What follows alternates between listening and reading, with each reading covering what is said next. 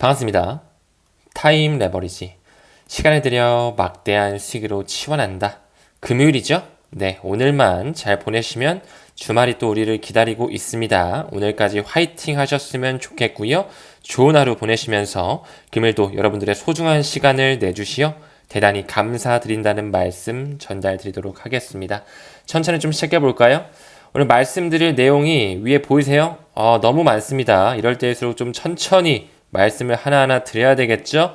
저희 어머니께서 맨날 아침에 일어나셔가지고 좀 천천히 이야기했으면 좋겠어. 너 왜 이렇게 흥분을 하니? 이렇게 조금 말씀을 해주시거든요.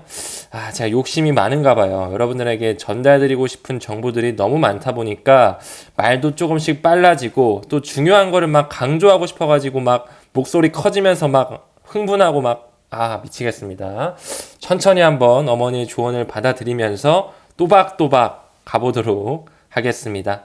소송 일정이 지금 뭐 쭉쭉쭉 나와 있어요. 그쵸? 뭐 6일, 7일, 8일, 13, 20 뭐 쭉쭉 나오는데 지치죠, 여러분들? 뭐 SEC가 받아들이니 안 받아들이니 벌금이 지금 조율이 너무 안 돼가지고 판사가 이래라 저래라 한다, 언제 끝날지 모르겠다 나오고 있으면서 이번에는 또 5월 13일이 굉장히 중요하다 또 떠들고 있는데 이제 뭐 우리가 소송에 너무 힘을 쓸 필요는 없지 않을까? 어차피 끝날 때 되면 끝난다. 빠르면 2분기 안에 끝나지 않을까요? 4, 5, 6월 달까지 끝나면 빨리 끝나는 거. 제가 봤을 때 3분기 안에 끝날 확률도 충분히 있다. 최악의 상황을 봤을 때는 대법원까지는 안 갈 거다. 대법원까지 간다고 미디어로 떠들 수는 있어도 내년 3월이면 연준에서 아예 ISO 2002 메시징 표준을 채택을 하기 때문에 이 친구 리플 네트워크를 채택을 하기 때문에 정말 최악의 사건으로 가면 내년 3월까지는 끌 수 있겠다. 정확히 3월 10일에 채택을 하거든요. 근데 저는 개인적으로 빠르면 2분기, 늦어도 3분기 안쪽으로는 끝낼 수밖에 없지 않을까. 왜? 지금 계속적으로 스테이블 코인에 대한 법제화가 준비되고 있고 CBDC에 대한 그런 파일럿 프로젝트가 계속적으로 활성화되면서 6월달, 7월달부터서는 이제 유럽에서 미카 법안이 적용되고요. 슬슬 미국을 필두로 한 금융기관들, 그 기득권 세력들이 암호화폐를 수용할 수 있는 그런 스탠스를 점점 취해야 되는 시기가 도래하기 때문에 올해 못 끌 것이라고 저는 생각을 하고 있습니다. 그 부분의 일환으로 리플의 CLO죠. 이 스튜어트 알도리티가 리플 SEC 소송 종료가 점점 가까워지고 있다라고 얘기를 한대요. 이것도 그냥 참고 정도 해주시고 빠르면 5월, 6월 안에 끝나겠지. 늦어봤자 뭐 3분기 안에는 끝나겠지. 그러면서 높은 확률로 이더리움의 현물 ETF와 리플과 SEC의 그 소송의 마무리가 좀 맞물리면서 알트코인의 폭발 시점이 좀 도래하지 않을까라는 생각, 좀 개인적인 인사이트를 전달드려 봅니다. 리플이나 SEC나 다 똑같은 세력이기 때문에 그들이 어떤 시나리오에 맞춰서 시기의 저울질을 하는지 그들이 선택하는 몫이겠죠. 저희는 그냥 펀더멘탈, 왜 리플을 중장기적으로 투자해야 되는지 이 부분에 조금 더 포커스를 맞춰주셨으면 좋겠습니다. 천천히 시작해볼까요? 천천히 말씀드리는 걸로. 자, 분데스뱅크의 한 총재가 있어요. 이름은 나겔이라는 사람이거든요. 이제 슬슬 중앙은행, 각국의 중앙은행들이 비즈니스 모델이 이제 바꿀 때가 됐어. 뭘 탑재할까요? 당연히 블록체인을 탑재하면서 이제 정말 그 CBDC의 세상을 준비해야 된다라고 분데스뱅크의 총재가 이야기하고 있죠. 요아킴 나겔은 도매 CBDC가 소매 CBDC보다 더 빨리 출시될 것이라고 이야기를 하고 있네요. 기관의 채택이 먼저 어느 정도 된 이후에 개인들에게도 뿜어져 나오는 그런 제도권 수용이 되겠죠. 그 부분의 일환으로 이제 슬슬 인도라는 국가가 소매 CBDC 규모 증대를 위해 또 한 번 노력을 하고 있습니다. 인도의 중앙은행을 필두로 해서요, 이 오프라인 기능을 통해서 소매용 CBDC, 도매뿐만 아니라 소매 CBDC까지 슬슬 구축하려고 규모를 확장하기 위해 노력하고 있다라고 나오고 있죠. 오늘은 이 인도에 대해서, 인디아에 대해서 조금 초점을 맞추면서 리플과 함께 어떻게 유기적으로 연결되어 있는지 말씀을 드릴 것입니다. 그 부분의 일환으로 인디안 페이먼트 어토리티, 바로 인도의 결제청 역시 이 CBDC 개발을 하기 위해 RBI, Reserve Bank of India죠. 인도의 중앙은행과 노력을 같이 하고 있다라고 나오고 있습니다. 즉 다시 말해 인도의 결제청과 인도의 중앙은행이 이제 슬슬 CBDC 개발에 박차를 가하고 있구나, 이렇게 이해해 주시면 되겠죠. 또 한 번 나아가서 인도 암호화폐 규제 선도를 이끌면서 국제 허브로서 구축하기 위해 노력을 계속적으로 하고 있네요. 그도 그럴 것이 인도의 나라에 조금 더 포커스를 맞췄을 때 가장 암호화폐를, 가장 비트코인을 활발하게 사용하는 국가는 지금 현재 인도가 1위를 점유하고 있습니다. 그 정도로 인도라는 국가는 내수 시장이 활발해지는 것뿐만 아니라 지금 현재 세계 인구 숫자도 중국을 앞지른 지 꽤 오래됐죠. 1위를 가져가고 있을 뿐만 아니라 브릭스 국가로서 경제 성장률 또한 굉장히 현저하게 높다라고 말씀을 드렸죠. 그 부분의 일환으로 2024년 현재 10대 경제 규모를 봤을 때 GDP 순위가 나오고 있거든요. 1위는 당연히 미국, 2위는 중국이고요. 3위 독일, 4위 일본, 5위 정도의 인도가 안착해 있네요. 하지만 계속적으로 시간의 지남에 따라 인도는 급부상할 것으로 사료가 됩니다. 그 부분의 일환으로 OECD죠. 이 경제협력개발기구에 따르면 올해 평균 경제 성장률이 3% 안팎으로 한 2.9%로 전망이 되어지고 있는데 IMF죠. 이 인터내셔널 머니터리 펀드 국제통화기금의 자료에 따르면 인디아라는 국가, 이 인도라는 국가의 실질 경제 성장률은 3%의 2배 이상을 뛰어넘는 기량을 보여주고 있습니다. 6.8%나 보여주면서 굉장히 빠른 세계 경제 성장률을 보여주고 있죠. 그렇기 때문에 지금 현재 IMF에서는 2024년과 2025년에 인도의 GDP 전망을 6.8%까지 상향 조절을 하면서 앞으로 지금 현재 인도는 일본 밑에 5위권에 있지만 이제 곧 인도의 국내 총 생산량이 올라가면서 내년에는 일본을 추월해서 세계 4위권까지 올라올 수 있겠구라는 거, 계속적으로 브릭스의 힘이 세지는 부분을 다시 한번 병렬적으로 볼 수가 있겠죠. 그뿐만 아니라 인도는 아까 언급드린 것처럼 디지털 루피 그 CBDC를 하기 위해 굉장히 노력하고 있는데요. 역시나 리플과 함께 힘을 실어서 주도하고 있다는 것을 말씀드릴 수 있습니다. 여기서 나오는 인도의 최고 은행은 아래 나오는 것처럼 코탁 마힌드라 뱅크라는 하나의 은행이거든요. 하지만 이 코탁 마힌드라 뱅크뿐만 아니라 굉장히 많은 인도의 금권 세력들이 모두 다 리플과 연결성을 가지면서 전 세계로 확장된다는 것을 제가 오늘 에비던스 자료를 보여드리면서 증명시켜 드릴 것입니다. 천천히 따라와 주시면 됩니다. 시작은 싱가폴로부터 좀 시작을 해볼까요? 처음으로 2C2P라는 회사를 좀 언급 드릴 것입니다. 여기 보이시죠? 2C2P는 싱가포르에 본사를 둔 금융 서비스 회사구나. 요 정도만 알아주시면 되고요. 하나 더 갑니다. 니움이라는 곳이죠. 여기도 역시나 싱가포르에 본사를 두고 있는 국경 간 결제 회사라는 것 잘 알아주시고요. 이 둘 다 싱가포르를 기반으로 한 국경 간 결제 회사, 자금이체 기업, 금융 서비스 회사들이 모두 다 리플과 제휴하면서 동남아시아로 송금 서비스를 확대하고 있다라는 거. 이 2C2P와 니움 역시 리플의 파트너십을 가지고 있구나. 이는 2C2P의 공식 홈페이지에 나오고 있죠.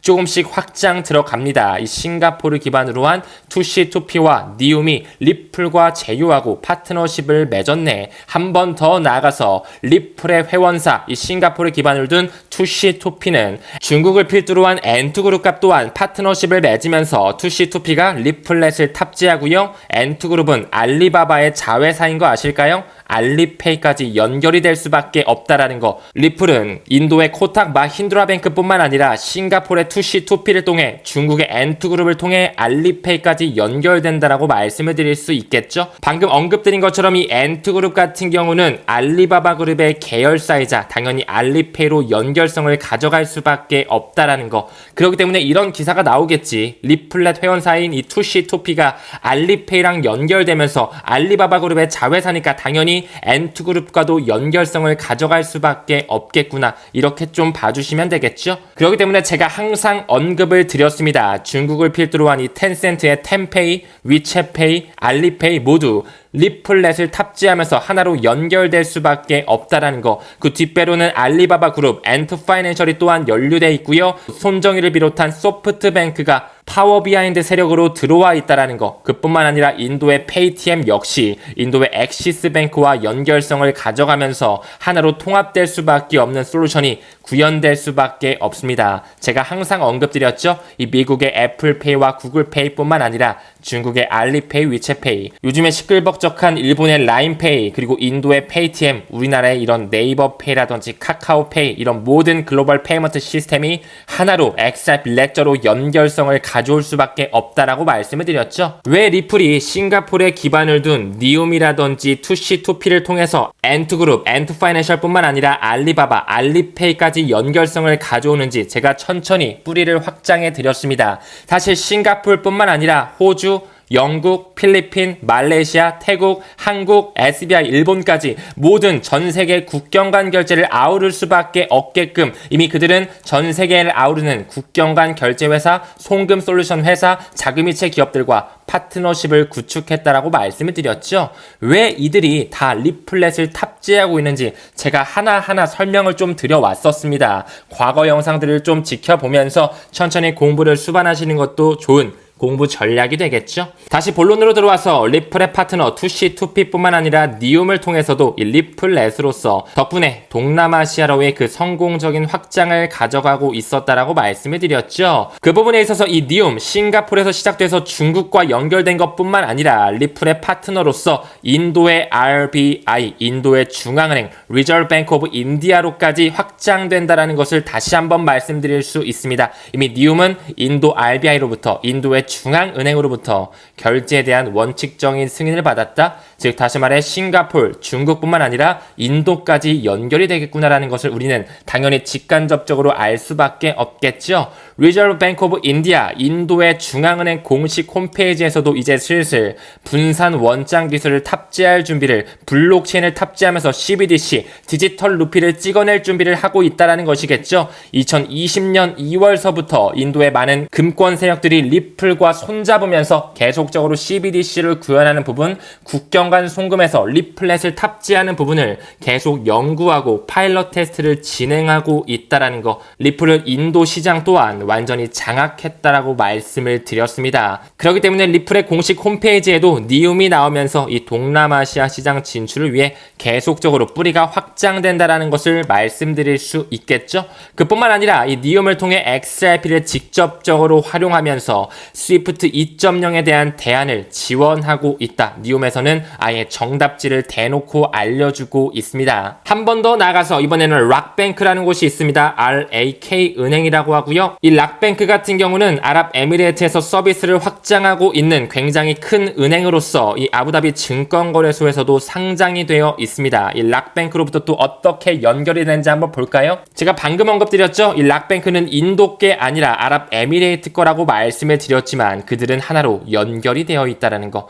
아랍에미레이트의 이 락뱅크로서 인도에 대한 즉각적인 블록체인 결제를 위해서 어떤 네트워크를 활용하는지 잘 보셨으면 좋겠습니다. 아랍에미레이트, 인도, 싱가포르, 중국 그 동아시아권을 중심으로 해서 계속적으로 리플의 뿌리는 확장되어지고 있었죠. 한 번 더 나아가서 리플은 이 두바이에서도 확장된 것 어제 영상에서도 제가 말씀을 드렸을 거예요. 국경 간 결제 그리고 금융 포용에 대한 미래에 대한 이야기로서 이 사우디아라비아의 은행 사부뿐만 아니라 카타르 국립은행의 공식 홈페이지에 들어가도 리플렛을 직접적으로 탑재되어 있다는 걸 확인할 수가 있고요. 루루 익스체인지를 가지고 있는 이 루루 파이낸스 홀딩스 역시 리플렛을 탑재하고 있으면서 알알사니 익스체인지 그리고 방금 언급드렸던 이 락뱅크 모두 리플렛을 탑재하면서 인도뿐만 아니라 두바이를 필두로 한 그 중동 시장 메나 지역을 완전히 섭렵했다라고 말씀을 드렸죠. 그 부분에 있어서 이제 한 번 더 인도의 은행을 말씀드릴 거예요. 예스뱅크 이름이 참 쉽네요. 여기 보이시죠? 2005년에 설립된 인도의 민간 부분 은행으로서 인도에서는 네 번째로 큰 민간 부분 은행이다. 굉장히 큰 상업은행으로 볼 수 있겠죠? 그 부분에 있어서 인도가 암호화폐 분야, 지금 현재 선두주자를 달리고 있는 부분에 리플과 예스뱅크가 손잡으면서 앞을 달리고 있다는 기사가 보여지고 있죠. 이는 기사만 볼 게 아니라 이 예스뱅크의 공식 홈페이지에 들어가서 직접적으로 확인할 필요가 있겠죠. 예스뱅크의 공식 홈페이지고요. 그들은 하나의 목표를 달성하기 위해서 실시간 국경 간 결제를 하기 위해 미국 기반 회사인 이 리플과 파트너십을 맺고 있다라는 거. 어떤 목표를 달성하기 위함일까요? 바로 블록체인 기반 솔루션을 탐색하고요. 구축을 구현하기 위해서 이 컨소시엄을 결성하면서 KYC 식별이라거나 계약 관리, 대출 신디케이션, 이 P2P 결제를 하기 위해서 계속적으로 CBDC 개발을 모색하고 있죠. 리플과 모색하고 있고요. 국경 간 결제를 하기 위해서 또한 리플과 파트너십 컨소시엄까지 결성하고 있다라는 거. 리플 은행 컨소시엄의 회원이면서 블록체인에 대한 신용장 유형의 사용 사례를 계속적으로 검토하면서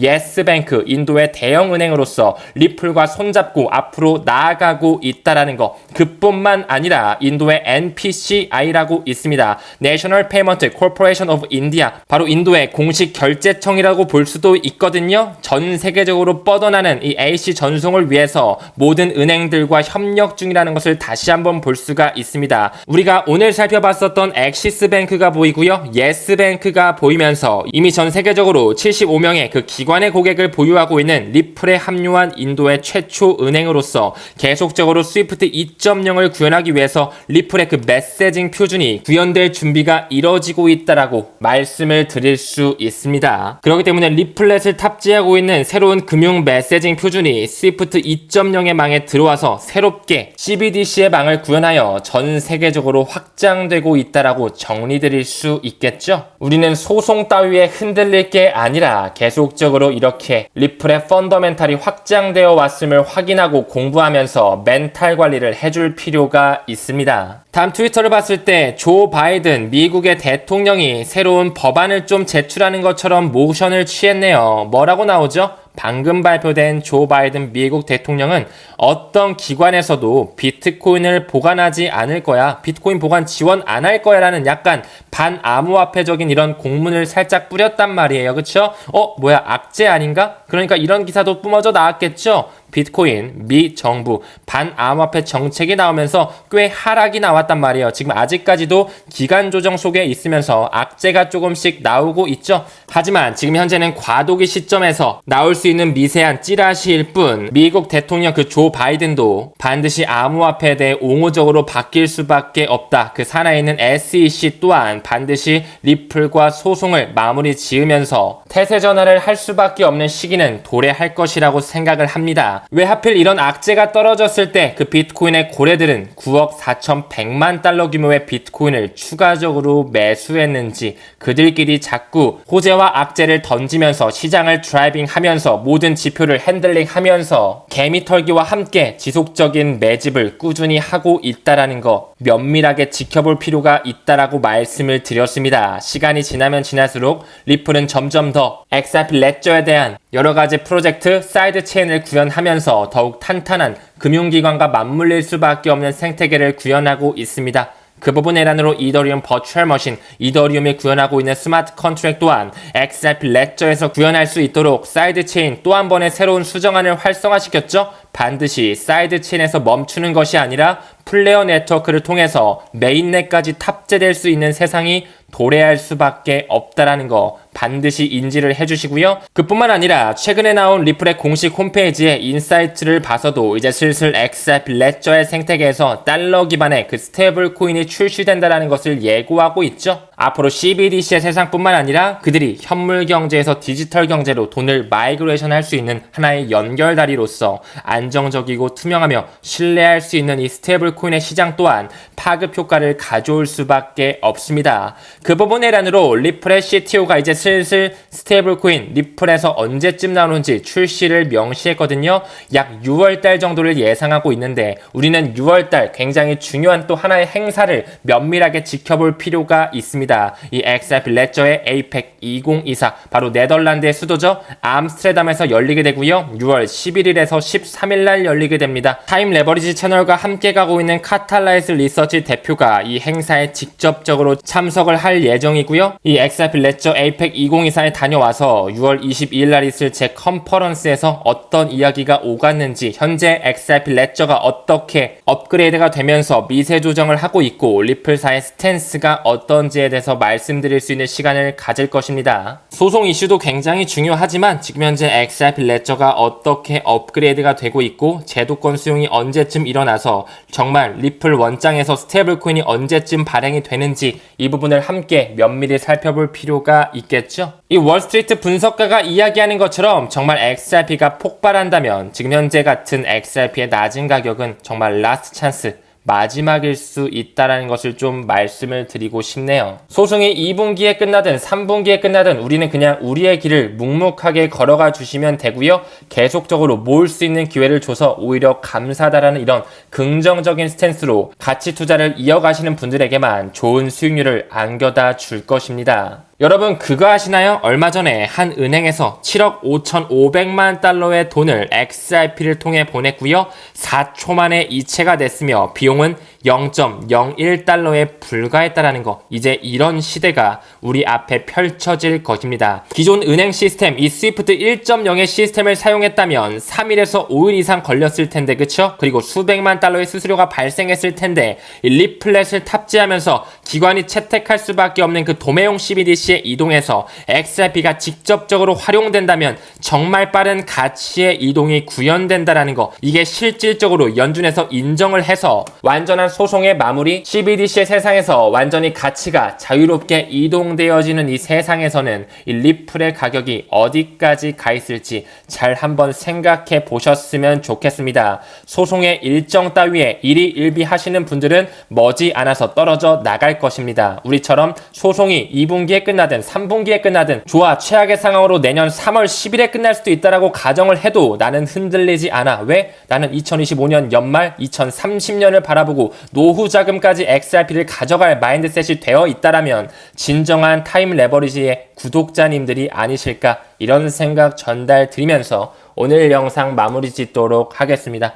모두 평일 잘 마무리하시고요. 금일도 시청해주심에 대단히 감사드립니다. 흔들리지 마시길 바라겠고요. 여기까지 영상을 보신 분들 반드시 성공하실 겁니다. 왜? 여러분들이 그렇게 간절히 바라고 계시니까요.